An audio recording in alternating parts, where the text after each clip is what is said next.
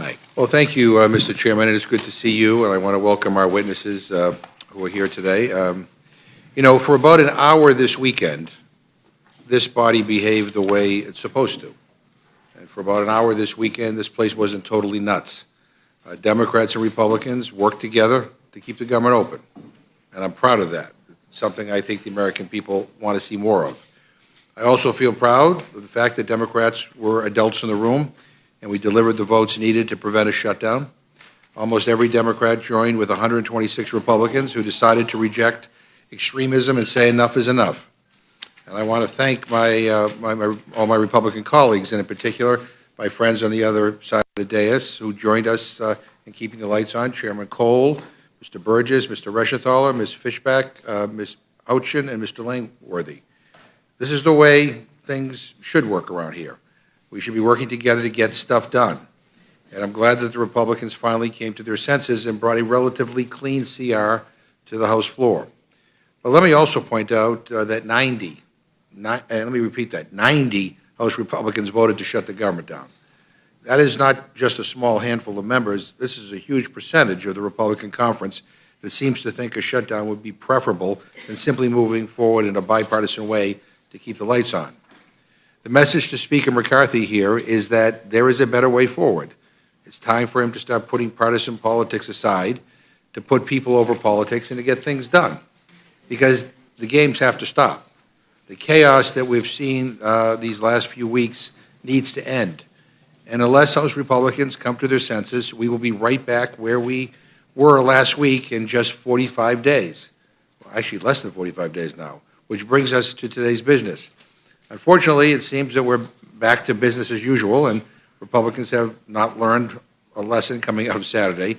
The Energy and Water Development and Related Agencies Appropriation Act increases energy costs, jeopardizes energy security, and fails to confront the climate crisis, and includes, like all the other appropriation bills, multiple MAGA culture war provisions. We also have the Legislative Branch Appropriations Act. Americans already think Congress is broken, and this majority wants to break it even more by handicapping Congress's ability to maintain and increase constituent services. And shamefully, they want to eliminate the Office of Diversity and Inclusion on Capitol Hill.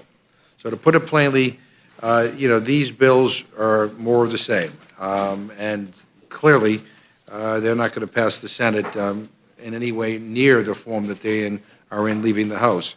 So my question here is, what will be different in a month when we are trying to fund the government again? I guess I should give my friends credit. I was complaining about bringing extreme appropriations measures to this Rules Committee and to the House floor a day before the government was going to shut down. This is huge news, friends. There are several programs that are currently offering direct financial relief to low-income households. Lawmakers in multiple states have approved more rounds of housing assistance to be made available.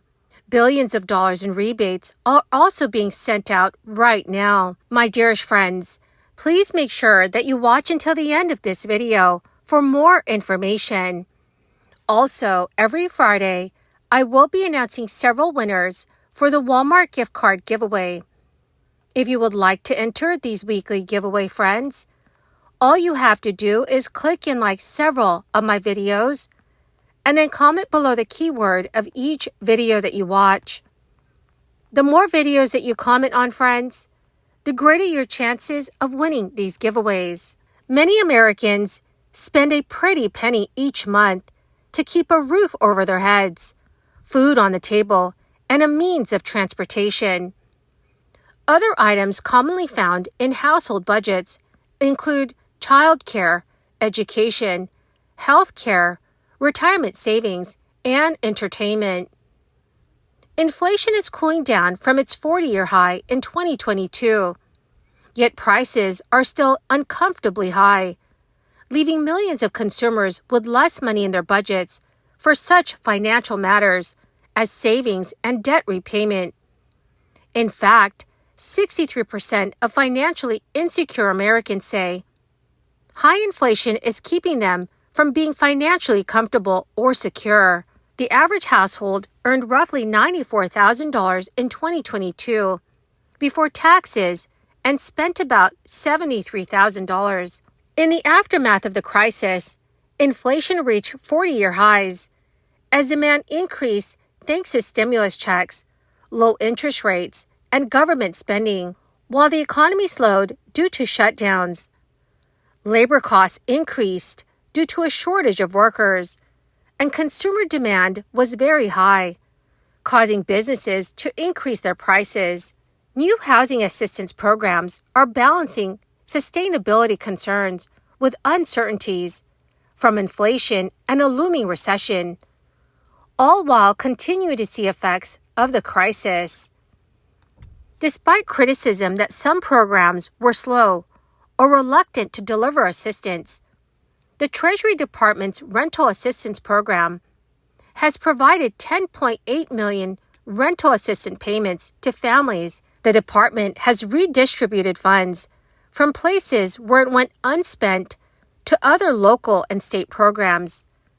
As of last month, the department has reallocated more than $4.8 billion in rent assistance funds. Certain renters in the city of Los Angeles can now apply for financial assistance to help pay back rent. The Emergency Renters Assistance Program launched a few weeks ago, offering help to low-income renters who owe back rent due to the crisis or other financial hardships.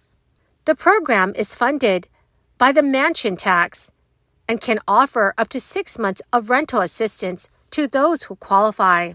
The second round of rental aid is now available to Nebraska residents.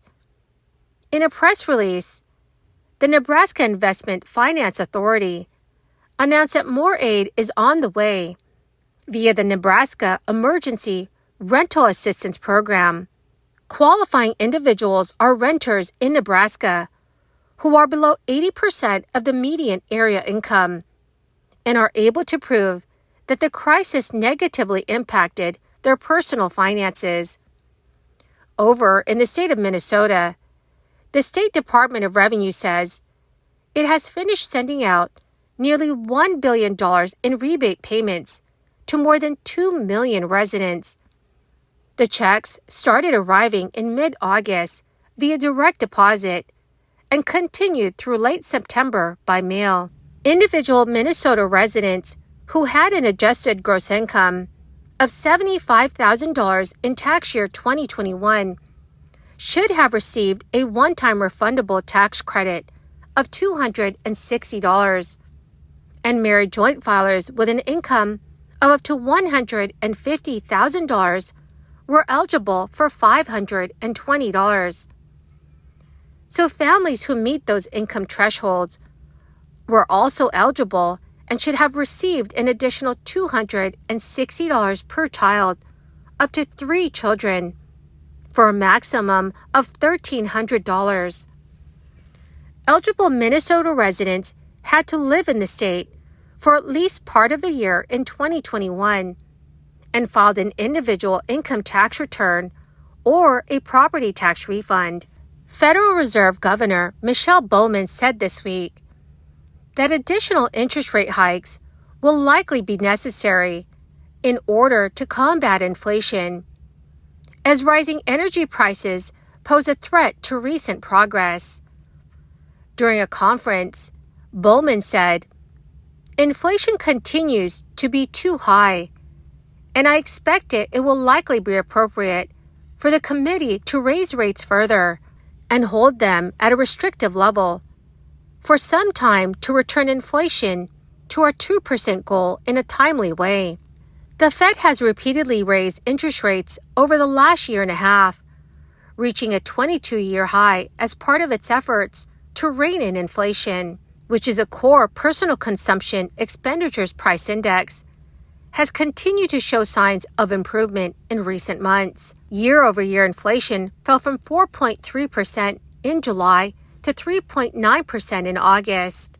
So, dear friends, please let me know in the comment section below if inflation is still affecting your lives. Dear friends, please let me know in the comment section below if inflation is still affecting your lives. Well, my magnificent and most marvelous friends, that is the end of my daily stimulus update video. Thank you so much, friends, for being part of this community.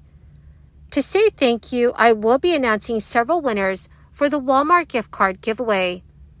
If you would like to enter the weekly giveaway, friends, please click and like several of my videos, and then comment below the keyword of each video that you watch. The more videos that you comment on, friends, the greater your chances of winning these giveaways. Thank you and have a wonderful and very blessed week.